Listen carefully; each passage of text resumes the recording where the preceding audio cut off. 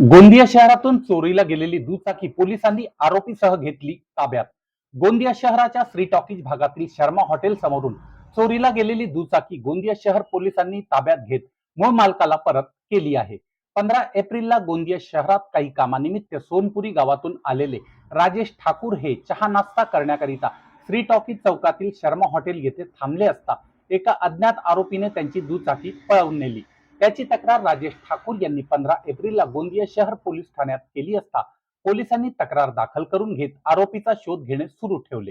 Gondia police 8 मेला bypass रस्त्यावर patrolling करीत असता एक इसम बिना नंबर प्लेट असलेली हिरो कंपनीची ग्लॅमर गाडी घेऊन जात असताना दिसला.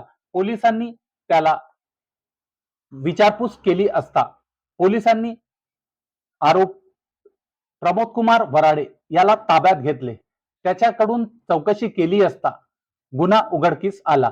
श्री टॉकीज चौकातून चोरीला गेलेली बाईक हीच असल्याचे निदर्शनास येताच आरोपीला ताब्यात घेत मूळ मालकाला बोलावून घेत दुचाकी कायदेशीररित्या परत करण्यात आली.